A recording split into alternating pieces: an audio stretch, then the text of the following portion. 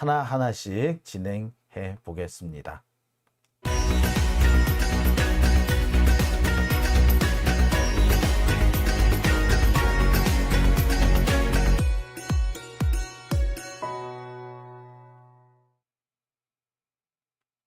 네, 오밤중의 뉴스 함께하고 계신 지금 시각이 11시 37분 지나고 있습니다.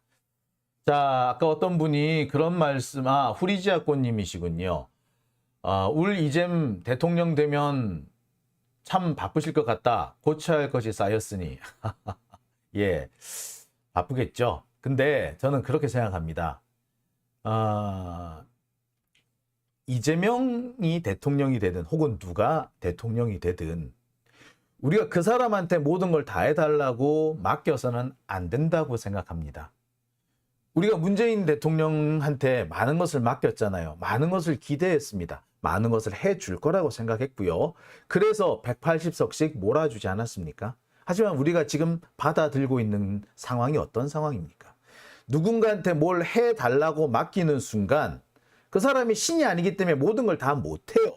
결국에 대통령이 됐든 누가 됐든 자신의 업무를 누군가에게 나눠줄 수밖에 없는데 문제는 그 과정에서 업무를 위임받고 개혁을 위임받은 사람이 딴짓을 하고 딴 생각을 하더라는 겁니다. 특히 민주당 내에서 개혁이 아니라 개혁을 핑계 삼아 자신의 이익을 챙기려고 하는 자들이 여전히 많이 남아있는 상태라면 우리가 믿고 우리가 지지하는 사람을 대통령에 앉혔는데 그분이 모든 일을 다 할 수 없어서 자, 이렇게 이 사람 저 사람한테 업무를 나눠줬더니 그곳에서 개혁의 누수가 생기는 상황이 생기는 겁니다. 따라서 이런 상황을 막으려면 어떻게 해야 되느냐? 그 개혁에 시민이 적극적으로 관여해야 합니다. 그리고 그 시민들의 관여가 우리의 시민들의 참여와 이 관여가 결국에 대통령의 흐름을 바꾸고 정책을 바꿀 수 있는 그런 나라를 만들어야 됩니다.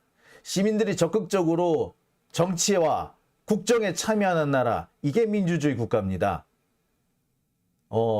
우리가 훌륭한 사람을 뽑았으니, 일 잘하는 사람을 뽑았으니 자, 저 사람한테 맡겨놓자 라고 하면 안 돼요. 자, 이제 우리 문재인 대통령 정말 확실한 게 있었죠. 문재인이 전 세계적으로 얼마나 존경받는 지도자였습니까? 솔직히 BTS급 아니었어요. 전 세계에서 그 외국 정상들이 한번 정상회담을 하겠다고 줄을 서 있는 그런 대통령이었지 않습니까? 근데 지금 꼬라지는 보세요. 어떻게 됐나요? 바이든하고 10분 이따구 나라가 돼버렸단 말이에요. 자, 그렇지만 그렇게 밖에 나가서 우리나라의 위상을 올리고 또 우리 경제를 살리고 특히 코로나 같은 그 위기 상황을 극복하는데 우리가 얼마나 많은 노력을 기울였습니까? 만약에 문재인이 아니었다면 그 위기 우리가 극복하기 쉬웠을까요? 솔직히 저는 아찔합니다. 그러다 보니 개혁은 다른 사람, 사실 그 사람, 개혁을 맡긴 사람이 당대표였고 그 당대표가 이낙연 아니었습니까? 근데 그 이낙연이 우리의 뒤통수를 때린 거죠. 그리고 그 책임은 모두 문재인 대통령이 다 뒤집어 쓰게 생겼습니다. 그리고 지금 실제로 비판을 받고 계시고요.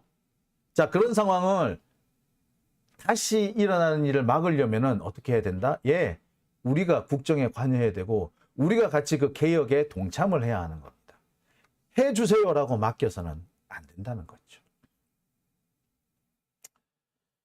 자, 오밤중의 뉴스. 자, 그런 면에서 오늘 더 마음이 아픈 기사입니다. 물론 우리 시민들이 적극적으로 국정에 참여하고 개혁을 이끌어 간다고 하더라도 누가 대통령이 되어 있느냐는 참 중요한 문제일 수밖에 없죠. 근데 지금 현재 이재명 대표가 용태가 좋지 못합니다. 심각하다는 얘기마저도 들려요. 오늘 제가 준비한 세 번째 주제는요. 이재명 용태 위중, 그보다 심각한 가짜 뉴스입니다. 참 뭐 어디서부터 제가 얘기를 좀 시작해야 되는지 모르겠네요. 이재명 대표의 용태가 지금 심각하다는 얘기부터 해야 될지, 왜 이 상황이 되도록 민주당은 가만히 있었는지, 민주당 국회의원들은 뒷짐을 지고 있는지, 이 얘기를 해야 되는지 참 뭐라고 제가 말씀 못 드리겠네요. 뭐부터 얘기해야 될지 모르겠습니다. 자, 오늘 새벽녘에 이재명 대표의 용태가 급격히 나빠졌습니다. 사진을 보면 아시겠습니다만, 그냥 말 그대로 중환자의 모습이었습니다. 중환자예요. 지금 이제 9월 중순, 하순으로 넘어가고 있습니다만, 여전히 날씨가 덥죠. 무더운 날씨입니다. 그런데 이재명 대표 지금 사진에서 보듯이 이불을 꽁꽁 싸매고 있습니다. 체온 유지가 안 된다는 거죠. 체온 유지가 안 되는 상태에서 병원으로 지금 이송이 된 겁니다. 체온 유지가 안 된다는 것은 뭘 말하느냐?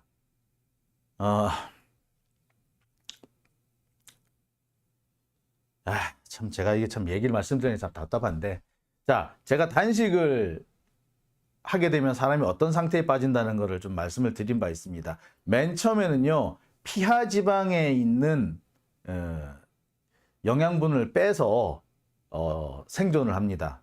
그러니까 살이 빠지기 시작하죠. 그 다음 단계로 넘어가면요, 근육이 빠지기 시작합니다. 그 다음 단계로 넘어가면요, 뼈가 빠지기 시작하고요. 그 다음 단계로 넘어가면은 장기가 손상되기 시작합니다. 장기가 손상이 된다는 것은 결국에 뭘 말하느냐? 사망에 이를 수도 있다는 얘기죠. 따라서 우리 몸은 장기 손상을 어느 정도 진행이 됐을 때 스스로 막으려고 하는 그런 모습이 있죠. 그런 작용이 있습니다. 그렇게 되면은 제일 먼저 뭐부터 하느냐? 체온 유지가 안 되는 거예요. 체온을 높이는데, 기초 체온을 높이는데 상당히 많은 에너지가 사용되는데, 에너지 사용을 줄이게 되면은, 에너지 사용을 줄여야지 그 장기 세포로부터 빼쓰는 영양분이 없어질까, 줄 거 아닙니까? 맨 처음에는 피하 지방에서 영양분을 빼쓰고, 그 다음에는 세포에서 영양분을 빼쓰고, 그 다음에 근육에서 빼쓰고, 그 다음에 골격에서 빼쓰는데, 그렇게도 모자라면 최종적으로 장기 세포로부터 영양분을 빼쓰게 돼요. 그런데 자꾸 이 상황이 되면 어떻게 됩니까? 내 체온을 유지하기 위해서 사용하는 에너지를 줄일 수밖에 없는 거예요. 전체적으로 절약 단계에 들어가는 거야. 그렇게 되니까 어떻게 돼요? 체온이 떨어지는 겁니다. 체온이 떨어지면요, 전체적으로 장기 부전이 오게 되고요. 신체가 스톱 단계, 신체 기능이 스톱 단계에 들어섭니다. 의식 당연히 없어질 수밖에 없습니다. 그 상황이 사실 오늘 새벽녘의 상황이었다라고 보시면 돼요. 의식이 없는 상태에서 급히 119에 후송이 됐습니다. 박주민 의원이 7시 무렵, 7시가 아마 좀 되기 전이었던 것 같은데, 대표실에 들어갔다가 상황이 이렇다는 걸 발견했습니다. 의식이 거의 없었다. 호흡이 제대로 되지 않는다. 호흡이 좀 불안정하다는 것을 확인하고 119를 호출한 겁니다. 이게 말이 좋아서 119에 후송이 됐고 의식이 없는 상태고 하지만, 사실 이거 조금 적나라하게 표현하면요, 사실상 죽음의 문턱까지 갔다고 해도 과언 아닌 겁니다. 이재명 대표의 사진을 보세요. 이게 중환자의 모습이지, 이게 단지 단식을 며칠 한 사람 정도의 모습으로 보입니까? 참 답답스러운 부분인데, 도대체 그러면 이재명 대표는 왜 이렇게까지 해야 하느냐? 지난 토요일 날 민주당이 비상의원총회를 열어서 5가지 사항을 결의하지 않았습니까? 거기에는 내각 총사퇴, 한덕수 해임, 그리고 검사 탄핵 등등이 포함되어 있었잖아요. 그죠? 자, 상당히 그동안 지지부진하던 민주당의 이런 투쟁력이 어느 정도 좀 되살아나는 듯한 모습이었습니다. 그 결의문만 보면은 좀 안심해도 되지 않을까라는 생각할 수밖에 없었고요. 그대로라면은 자 이제 말 그대로 소위 말하는 탈출할 수 있는, 그러니까 출구 전략이 문제되는 것입니다. 그래서 제가 지난 주말이라든지 계속 말씀을 드렸던 게 출구 전략이었고, 이 출구 전략에서 중요한 포인트를 담당해 줄 수 있는 사람이 문재인 대통령일 것이다 라고 얘기까지도 했었습니다. 윤석열한테는 바랄 것이 없고 검찰한테서도 바랄 것이 없기 때문에 지금 상황이 된다면 단식이 25일, 30일 계속 갈 수밖에 없다. 그 상황에서 멈추기 위해서라면 문재인 대통령의 좀 어떤 액션이 필요하고, 여기에 더해서 민주당 국회의원이나 그 민주당 지지자들 이런 사람들이 함께 동조 단식에 들어가는 이런 모습을 보여야 한다라고 제가 말씀을 드린 바 있는데, 자 알고 봤더니 그런 것을 기대할 수 있는 상황이 아니었던 것 같습니다. 문재인 대통령의 방문도 사실 좀 애매했던 것이 대통령께서 나서실 상황이 아닙니다라고 조언하는 일부 국회의원들이 있었다는 거예요. 제가 되게 놀랐어요. 무슨 얘긴고 하니 민주당 내에서 이번에 비상의원총회에서 이 결의된 내용이 민주당 국회의원 168명 모든 사람들의 뜻이 모여진 게 아니라 100명 조금 넘는 사람들이 모여졌다라는 거예요. 자, 며칠 전에 검사 탄핵을 하는데 한 100명 정도가 101명 정도 이런 사람들이 서명했다라고 알려진 게, 사실은 그게 검사 탄핵이 아니고 이 민주당 비상의원총회에 참석한 사람 숫자가 그 정도였던 거죠. 그럼 나머지 60명이 넘는 나머지 사람들은 어디 갔느냐? 수수방관했거나 다 지역구를 핑계로 지방으로 내려가 있었던 겁니다. 그러니까 지난 토요일에 지역구 활동을 한 사람이 누구인지 좀 색출할 필요도 좀 있는 것 같아요. 그들은 비상의원총회가 열리는데 자신들의 표밭갈이를 위해서, 표밭을 갈기 위해서 자기 지역구로 내려갔다는 거 아닙니까? 이 비상시국에 자기 의원직 배지를 유지하기 위해서 당대표야 뭐 단식을 하든가 말든가 죽든가 말든가 비상의원총회가 열리든가 말든가 나는 내 당선을 위해서 지방 간다, 내 지역구 간다 라고 한 자들이 있었다는 거죠. 아니 많았다는 거죠. 그 사람들이 적어도 3분의 1이 넘었다라는 겁니다.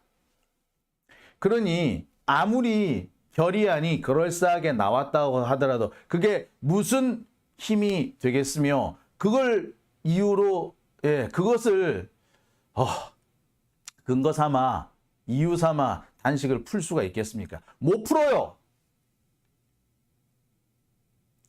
이재명 대표의 건강이 이렇게 급격히 나빠진 배경에는 바로 이 민주당 국회의원들에 대한 실망감이 많이 포함되지 않았을까라는 생각이 듭니다. 지난주 2차례에 걸쳐서 검찰 출석을 한 것, 그것도 정말 치명적인 악영향을 미쳤을 것이고, 거기에 더해서 민주당 국회의원들, 제가 볼 때는 이낙연계 더하기 전해철계 이들인데, 이들의 이 배신 행위가 이재명 대표의 건강을 더 나쁘게 하지 않았을까 생각이 듭니다. 송갑석이 어디 갔는지 좀 찾아보고 싶어. 이 송갑석이 지난 토요일 날 지방 간 거 아니야? 광주 가 있었던 거 아니에요? 참 열받네요.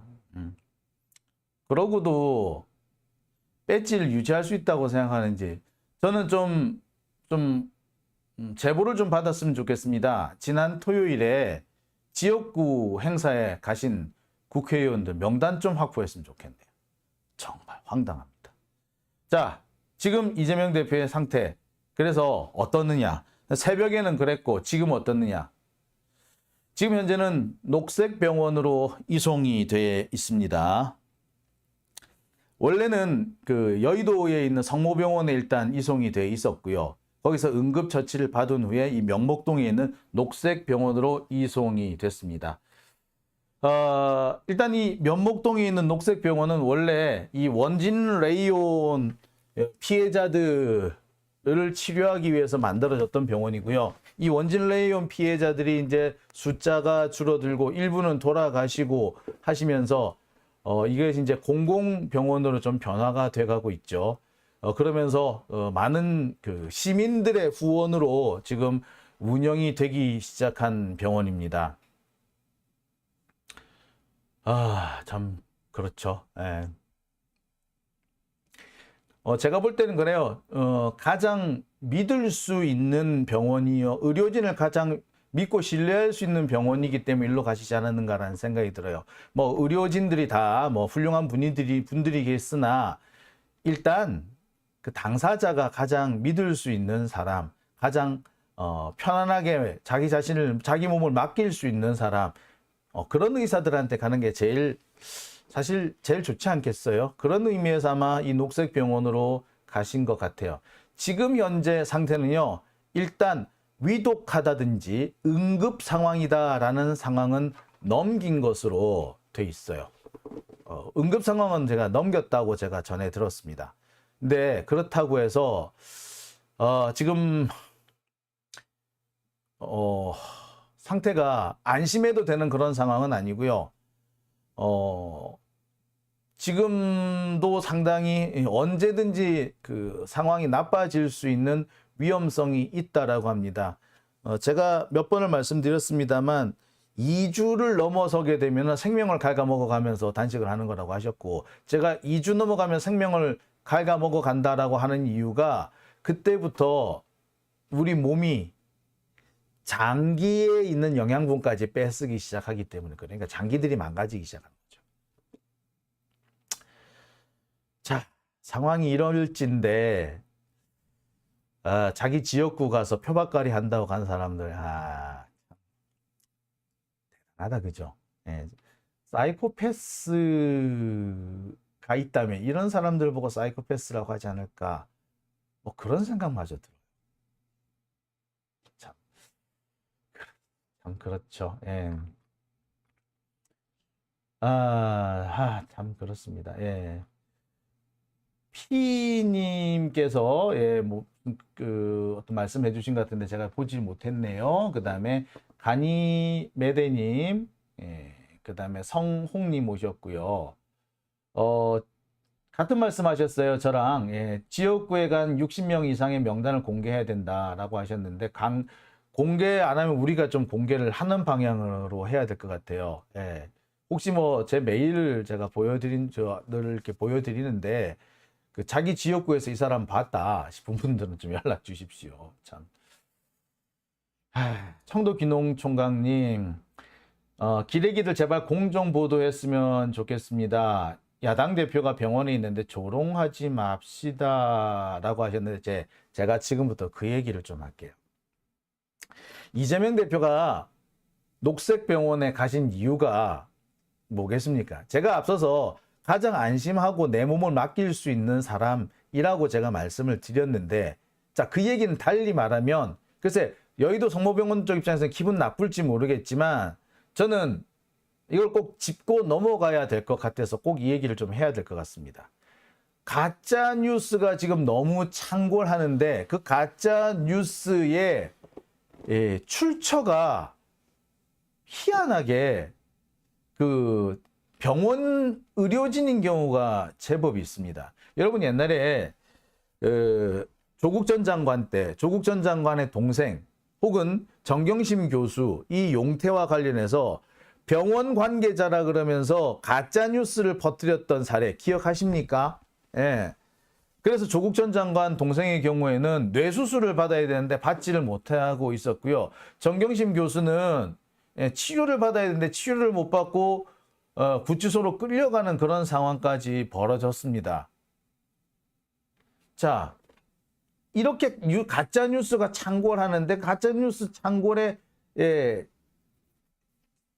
출처가 병원 의료진인 거예요. 이 병원 의료진들이 약간의 의도를 갖고 약간 윤색된 자료를 돌림으로써 가짜 뉴스를 막 만들어내는 겁니다.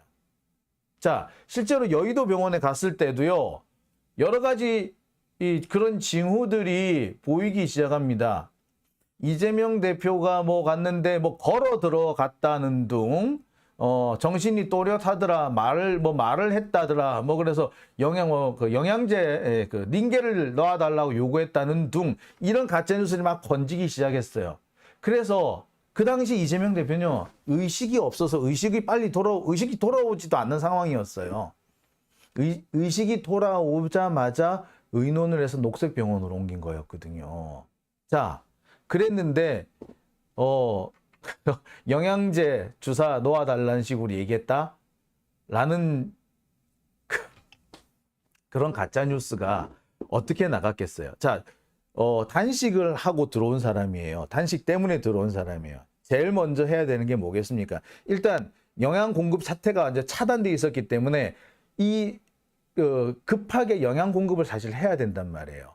자, 그러면은 처치할 수 있는 뭐 약제가 사실 되게 간단합니다. 근데 그 약제를 처치를 했다, 그 요법을 처방을 했다 라고 하는 얘기를 살짝 윤색을 하니까 그거 달라 그랬다 라는 식으로 몰고 가는 거죠. 자, 그런 상황이 벌어지니까 민주당 내부에서 야, 여기 있으면 안 되겠다 라고 해서 녹색병원으로 옮긴 거예요. 아무 문제 없는데 쇼를 한다는 등, 병원 이송 도중에 황제 의전을 받았다는 등, 뭐 경찰 사이카가 길을 막고 어쨌다는 등, 7시면은 월요일 오전 7시면은 뭐 길이 막힐 텐데 어쨌다는 등, 이런 개소리가 나옵니다. 아니, 요새 구급차 이동하면은요, 웬만하면 다 길 비켜주지 않습니까? 예? 근데 뭐가 문제란 말이에요. 그죠? 심지어 무슨 악질적인 가짜뉴스도 나오냐면, 이재명 대표가 병원에 실려가는 통에 순서가 밀린 다른 환자가 제때 이송이 되지 못해서 사망했다, 이런 가짜뉴스까지 지금 창고를 하고 있어요. 자, 그리고 이 가짜뉴스의 출처라고 하는 것 중에 일부는 병원 관계자들이 살짝 흘려준 얘기들의 여러 가지 형태로 윤색이 된 거. 아니, 단식하다가 들어온 환자면 사실 굶어서 들어온 사람이잖아요. 굶어서 쓰러진 사람, 아사 직전의 사람은 어떻게 처리하겠습니까? 네, 제일 먼저 영양제부터 투자할 거 아니에요. 그렇죠? 근데 그 영양제를 투여한 것을 가지고 아이고 멀쩡하게 살아 들어왔는데 영양제를 줬다? 아니면 영양제 달라고 요구를 했다? 이런 식으로 왜곡을 하는 겁니다. 자, 이재명 대표가 지금 앞으로 병원 치료를 꽤 오랫동안 받아야 될 걸로 보여요. 자, 그 과정에서 여러 가지 의사가 의학적인 처치를 할 겁니다. 거기에 대해서 한마디를 하면은 다 뭐가 된다? 그걸로 베베 꼬는 기사들이 나갈 거예요. 눈에 훤해. 벌써도 마찬가지니까. 이 상황에서 어떻게 해야 되겠습니까? 방법은 모든 것을 쓸데없는 소리 이렇게 비밀을 지켜줄 수 있고, 적어도 치료에 관련해 가지고 쓸데없는 헛소리를 안 할, 그를 믿을 만한 의료진이 있는 곳으로 가는 수밖에 없잖아요. 거기가 어디예요? 녹색병원이었던 겁니다. 자, 그런데 그러니까 이 조중동을 비롯한 적폐 언론들은 깝깝하겠지. 안 나오네. 자신들이 뭔가 이 가짜 뉴스를 만들어서 유포를 해야 되고 시비를 걸어야 되는데, 영양제 맞았다, 이재명 영양제 맞았다, 단식한다더니 뭐 이딴 소리를 해야 되는데 안 돼. 그런 거 해줄 사람이 없어졌어. 그러니까 어떻게? 이런 기사를 내보내는 겁니다.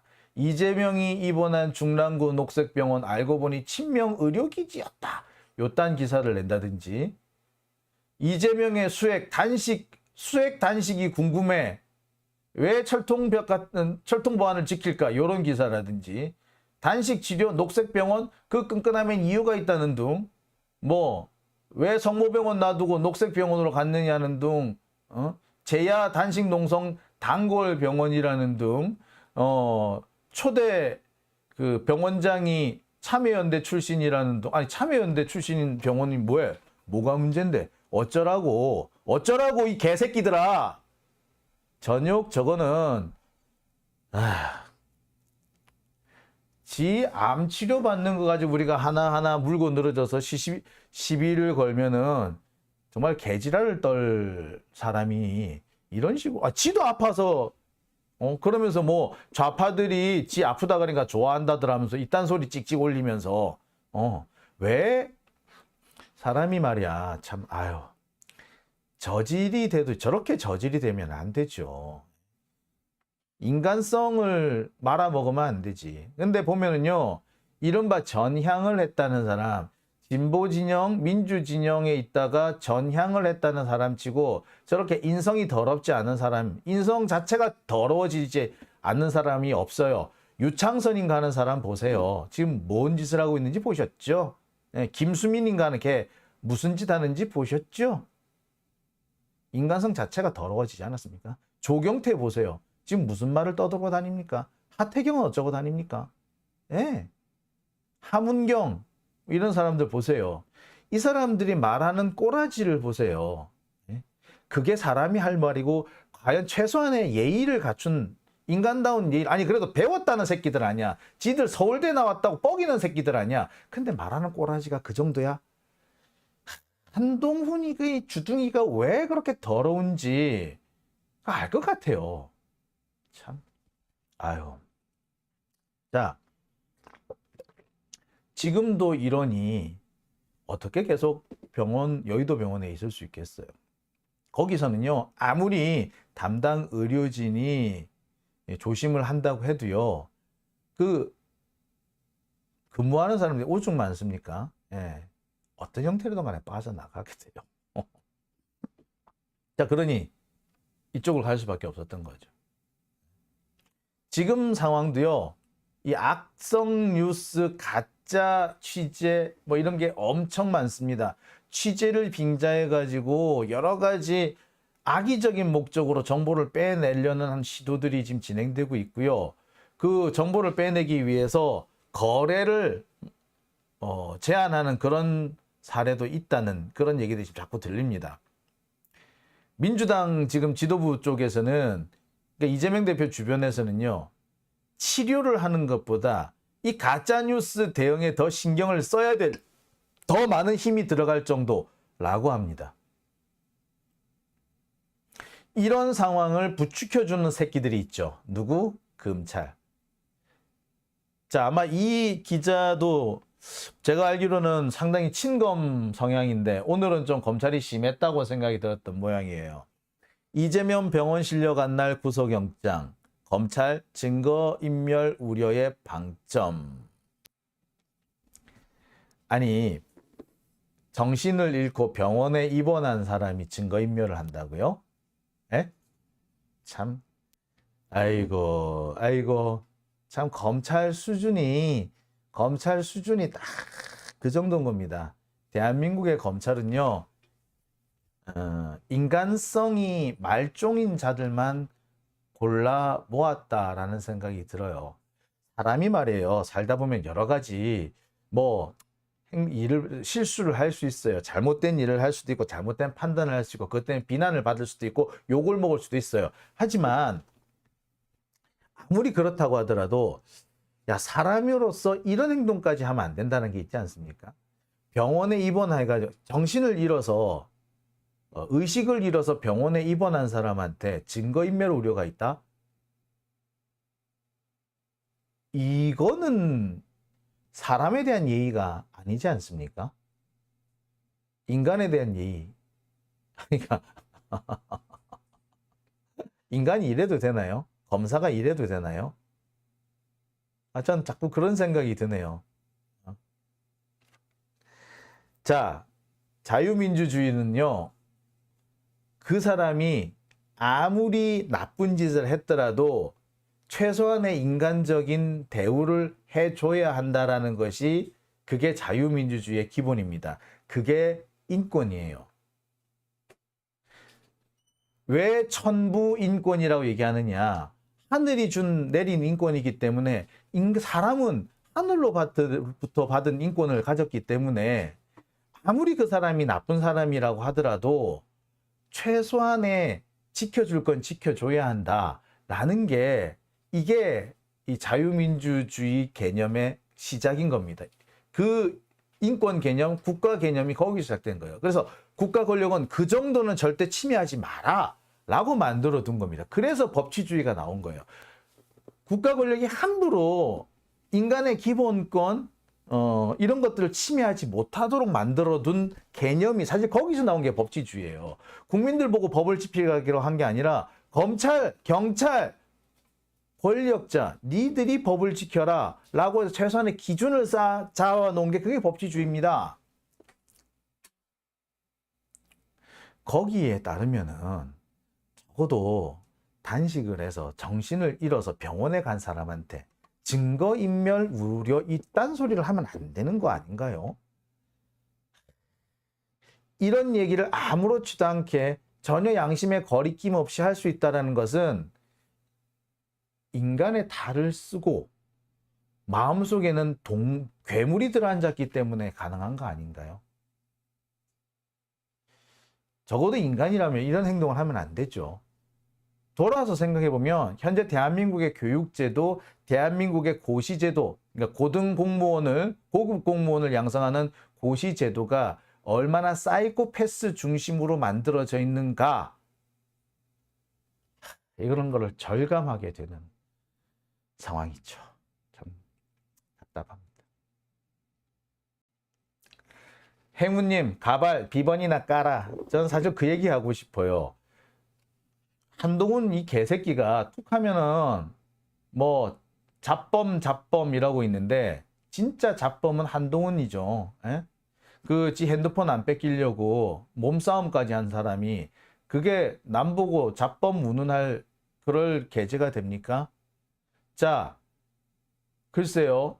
단식하는 잡범, 단식하는 잡범이 있는지 한번 봅시다. 단식 한번 하라 그래요. 잡범이 20일씩 단식하는 놈이 있으면 그건 잡범 아니야. 솔직히 말하자면. 자, 20일씩 단식하는 잡범 한번 봅시다. 나 지금까지 교도소에 20일씩 단식하는 잡범이 있다는 소리는 처음 들어봤어요. 아니, 단식을요, 일주일 넘게 하는 잡범을 들어본 적이 없고, 아니, 단식을 시도하는 잡범이 있다는 얘기도 제가 못 들어봤습니다. 자, 한번 그 잡범이든 아니든 간에 20일씩 단식하면은 그런 경우에는요, 그거 함부로 하는 거 아니에요. 잡범이든 말든. 참네. 웃기고 있네. 잡범이 20일씩 단식할 수 있어? 해보라 그래. 야, 진짜 웃기고 있네. 당장 한동훈 지부터 보자. 니 솔직히 말해서 닷새라도 할 수 있냐? 아이고, 진짜 근처도 못 갈게 진짜. 아이고, 참, 아유, 수준하고. 그리고요, 한동훈 지금 말하는 그 수준이 있죠. 뭐 예를 들어서 뭐 그 범죄를 범죄를 뭐 이렇게 막아준다는 등, 뭐 범죄 행위를 숨긴다는 등 이딴 소리 하는 거, 이거 위법입니다. 정치적 중립성을 위반한 발언이고요. 헌법의 기본 정신을 위배한 겁니다. 다시 한번 말하지만 대한민국은요, 무죄 추정 원칙을 갖고 있습니다. 이 무죄 추정의 원칙이요, 일반 개개인한테는 적용이 안 될 수 있어요.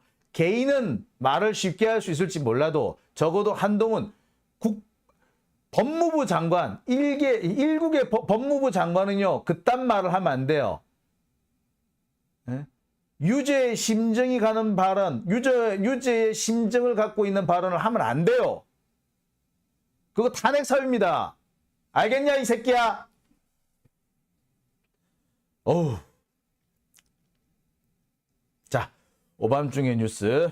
오늘은 제가 첫 번째 순서는 여기까지 하고요. 이어서 두 번째 주제로 넘어가겠습니다.